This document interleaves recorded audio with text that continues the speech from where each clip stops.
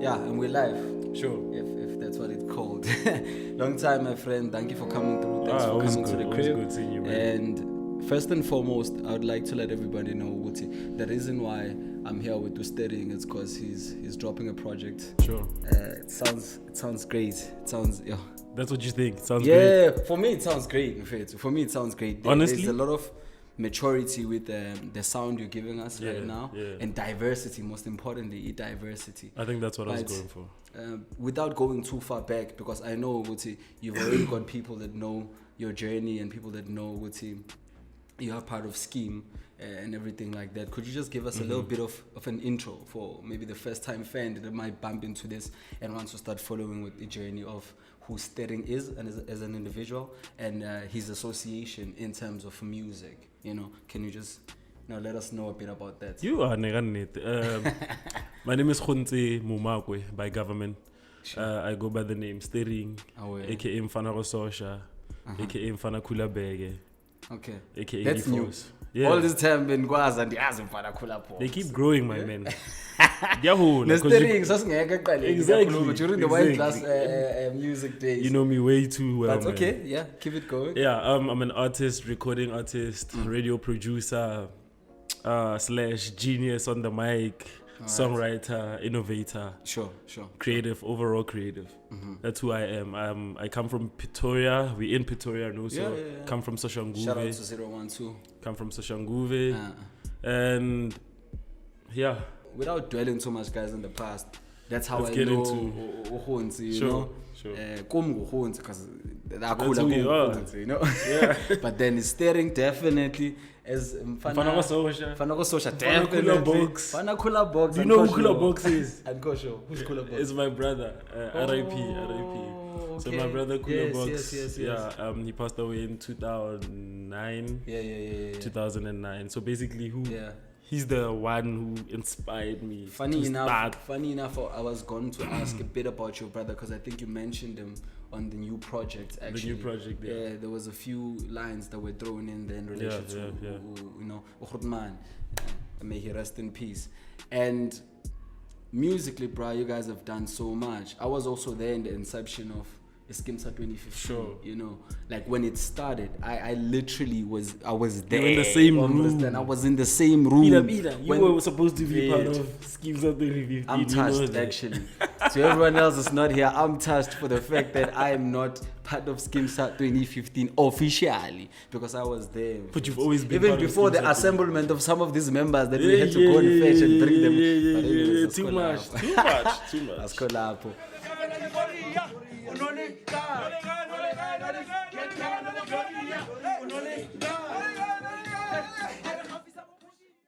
For people who don't know, he's also part of a group, Skimsa 2015. You should look him up. Super group with super producers. Oh, you know. And super rappers. The STERRING. I mean, come on, guys. Come on. But I just want to focus more on your solo projects. Because I know the guys are always in there somewhere. You guys are family more so than just the group that makes music. You guys are family because they're always there in production. They've always been there. They're always there musically as well. Sure. And I'm sure you guys share ideas as well to say, bruh, maybe this direction, no? Yeah. We call each other out, definitely. Okay. Yeah, because I think like with the second project that I'm done working on right now. Okay. I played to the gents. So basically I recorded the second project from, I think it was the first day they announced lockdown. Oh, you started working from then? First day when they announced lockdown. This is more than a year now. I recorded it in less than a year, which is the quickest time I've ever recorded a project. Senchuba, it's more than a year and it's been done and you haven't dropped it. No. Why? I think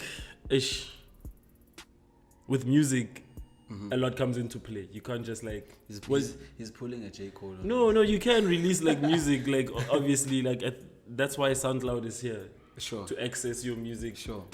Or to upload it like easily, you know what I mean? But yeah. if you making projects like the way I want to make them, I believe I'm making conceptual projects rather than making tracks that I just put together. Okay. So when I make a project, I decide on the direction before I get into it. Yeah. So basically, I sit down, I pick beats. Okay. Or I get beats made for me. Because and they make beats for me. from scratch. So do you get like a bunch of beats and then the gents just let you select? I sit down with them. Okay. If I don't sit down with them, I communicate with them. Like I tell them what inspires me. So basically for this project, I started exercising a lot. So I was telling these guys about like the things that inspire me, the people who are in gym, the people who excel, the high performers. So I call this album Drive because I believe it's a high performance album. It's something I would want to play if I'm taking a jog, if I'm doing art. You don't think the one before could give you the same vibe? Not really. That one is more introspective. Yeah. Okay. It's more chilled. Like even the BPM and everything, it's slower. Yes. It's slower. My voice is a bit calm. On this one, my voice is way higher. I'm using my voice a lot. Like. Okay, wait, without giving it too much away, I want us to go back. Firstly, before I go into the album, which is Actions, I want you to tell us how many solo projects have you done that are out there, that are accessible to the people? Because I know we've done a lot of work as upcoming artists, but what is out there for people to... Yeah, solo. Solo, I have one that's out there and accessible. It's Actions. Okay. Yeah, so Actions is out there. You can go and get it. Where can the guys everywhere. access Spotify, iTunes, SoundCloud, Tidal, everywhere. You can go and get it. Everywhere, bro. Everywhere, man. And I had he sold that thing, but that's a story for another day. That's all right. Okay, Actions. So first and foremost, I want you to explain why, since you're very conscious with your titling, is what I've picked up, whether it's song or album in itself, very, very conscious. So I want you to let us know what's Actions. Tell us about Actions. Why Actions, and what did you mean by Actions as the album title? So with Actions, I was in a space where, coming from releasing Skimsa 2015, I had not done anything solo. Okay. But the problem was I was recording solo.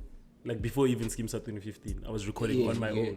But I never released anything on my own. Negative doubt, I want to. Sure. Negative doubt because I never had any validation. Where do you think the doubt came from? From listening to a lot of things. Like I was my own biggest critic. Like I listened to a lot of music. So I think also being in a radio setting where I meet a lot of... access also to a lot of... I meet also a lot of artists and I see their mistakes and I see how they present themselves. So I'm like, hey. Okay, you know what? Let's get into it. First track, Sparrow. I feel like we would be doing unjust if we did not discuss what Sparrow is. For those basayizing or Sparrow box. Sparrow is a piggy bank. And... It's a piggy bank. It's where you save your money. Is a piggy bank there. But also why the title? Yet again, because I feel like you strategically put out these titles that, link towards what you're trying to get the end value to be. It might not just be the old way of choosing titles of songs where you just get the catchiest lyric in the hook. You just grab it. No, I'm not like that. Sure. So when I was young, I never had a Sparrow box. I had this. It's like a tin. Like a teeny. Sure. So teeny era, I never saved money. I always used to save like random stuff. So the hole was bigger. Sure. It wasn't a hole like fit for coins. It was like a hole where I could fit in notes. A hole where I can fit in like pins. Okay. So it had like sentimental value to me. Like I used to save a lot of things that I just knew. Not Zara. Okay. Basically, what I'm getting from what you're telling me, bro, is Sparrow was sort of a flashback moment that you started looking at all these things and these emotions inclusive to what you were inserting there, because we are very emotional beings. Everything is sentimental, has sentimental value rather to a certain point. So when you did this song, it was the flashback, the looking back, the introspection of some sort of what you were going through during those times. Yeah, because even just the track, like it expresses so much that I went through rather than what I'm trying to do. If you listen to it. Yeah, definitely. Okay. That is Sparrow. And then my personal favorite, more album, Actions. Needle Time. Yeah. Lately, I'm on the ground. Put my talent on the line, calculating needle time, publishing, better give me mine. Lately, I've been on the grind, put my talent on the line, calculating needle time, publishing, better give me mine. Don't play yourself. Man, Needle Time is... I just dropped the video actually. So, sure. Go stream it. It's on YouTube. So Needle Time is... I don't know if you know your music business and no. Please school me. So Needle Time is the amount of plays that you receive on radio, internet. Okay. So that's Needle Time. So it comes from back in the day when they used to play your song with a record on radio stations. So your record has a needle. So it's the amount of time your song gets played on air. So if you have a publisher, the person who handles all your music copyrights and making your money come in and reflect. The publisher goes to the radio station, gets the Needle Time sheet, and then they calculate the amount of time. Oh, that's what they're responsible for. That's what Needle Time is. Put my talent on the line, calculating Needle Time. Mudimu Africa, let's all. Still can't believe who are you all that I've been asking for. Mudimu Africa, let's all. I don't want to go on. I just want what you meant by that little short 2 words, 3 words. Yo, like now my mom always used to say that to me. Like, sure. It's like your blessings. Because I could feel it comes from somewhere deep. It's like your blessings, sure. bro. It's like your blessings.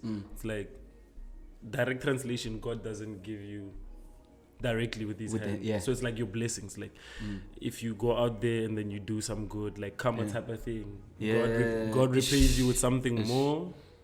It's the energy you put out and the energy you receive back. So that line is just summarizing everything. Because my mom used to always say to me, like when I'm doing something bad, and he says, you know you're going to get like whatever you're doing right back at you. When you're being naughty, God is going to see you through. So when you're doing good, God is going to see you through. So with that line, just opening that verse, I was like, with Needle Time, bro, like there's so much happening in the game. But and I also, what I felt from it is the patience that needs to come. Sure. With you working on your craft and knowing that Mudima Africa, it's going to take time. It's going to take time. It's going to take time. It's going to relax. Yo, just that verse, bro. Like, this is so much. I said it, like... Exactly. That's why for me, that song. But anyways, keep it on the low. Nobody knows. Ooh. Why a double barrel title for the song? Bengenza kakhulu that. It's like trying to prove a point. One word Zulu. Guys, come on. I'm half Ndebele, though. Oh yeah? Yeah. I actually think I recall you told me this one, but it's something I've never kept because you're so proud of being Mfanago Pitori, and you've taken up being Mfanago Sosha on your shoulders. Yeah, I think that's the essence. Yeah. That's the essence of who I am.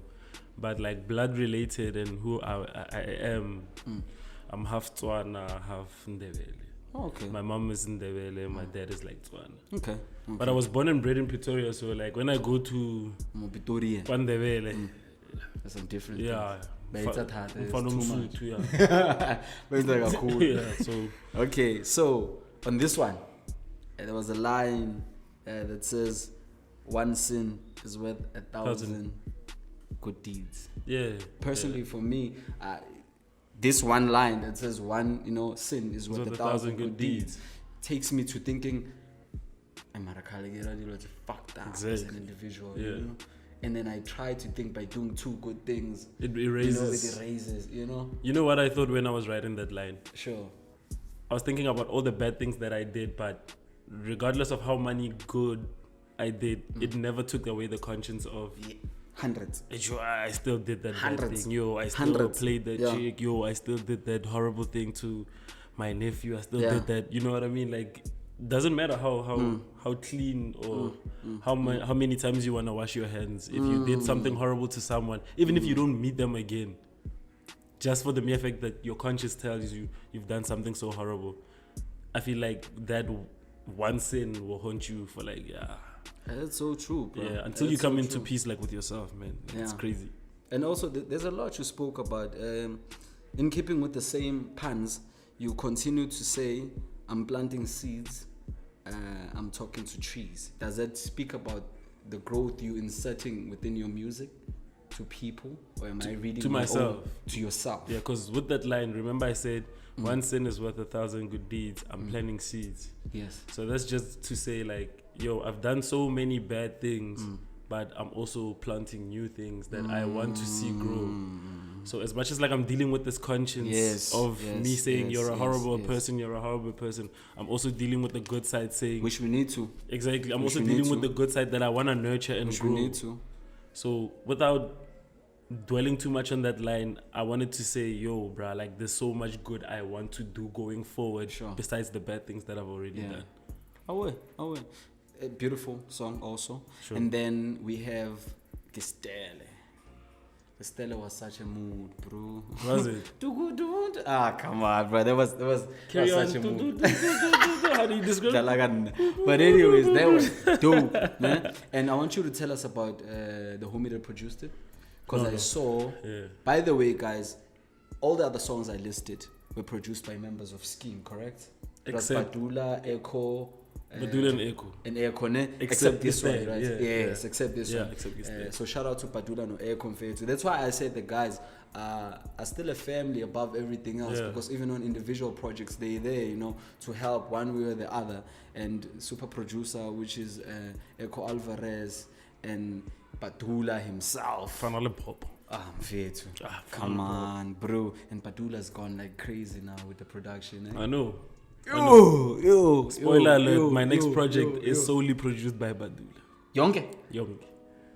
And I heard that. But I didn't pick it out. Oh, yeah. No, singing shoots, I could hear some, because Badula's got some certain sounds. And heavy 808s. Yeah, I was about to say 808. You must know. But anyways, tell us a bit about the guy that produced this. Yo, Gestelle, as much as like it's a vibe, it's a weird chemistry between me and the guy. Okay. Now it's a weird chemistry between me and the guy. So basically how it came about is I've known the guy since I joined since we started Scheme 2015. Okay. They used to have these events, Kokasi. Okay. I don't remember the name of the events, but basically they're a band, ne?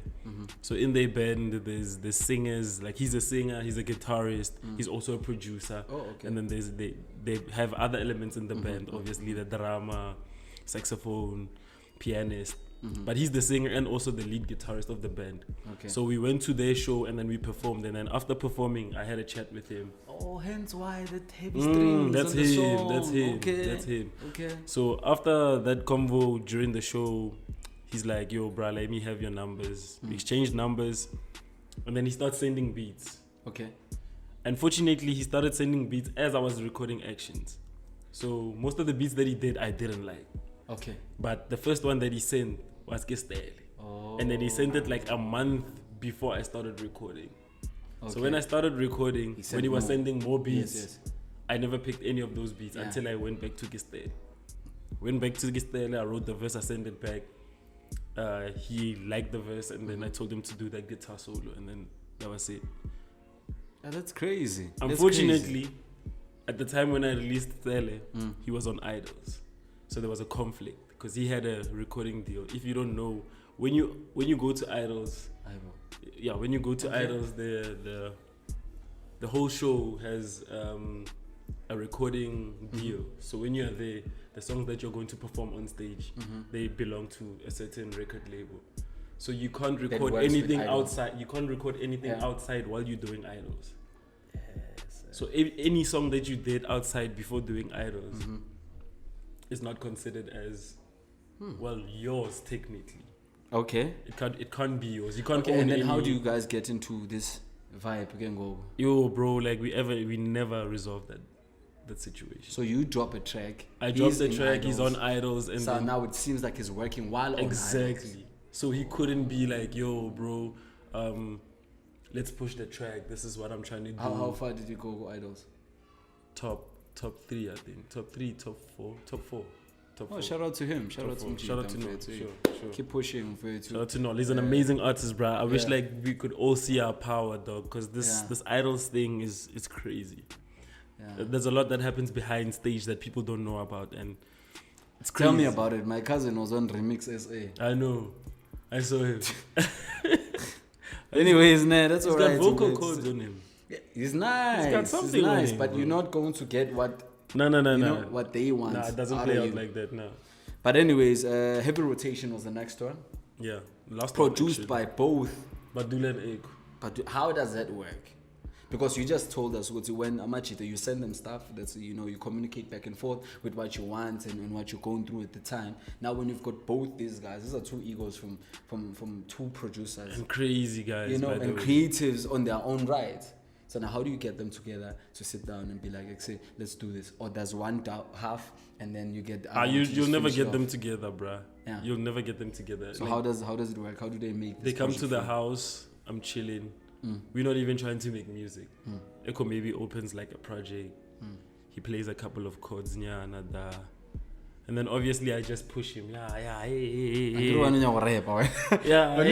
So this thing needs to be done. This doesn't sound great, bro. Like make it sound great. Yo, but sit down, add something, and then they like, we know what you're trying to do. You want your boom bap things here. Hey, what? This is a skin beat. I'm like, hell nah, not in my PC, bro. Not in my computer.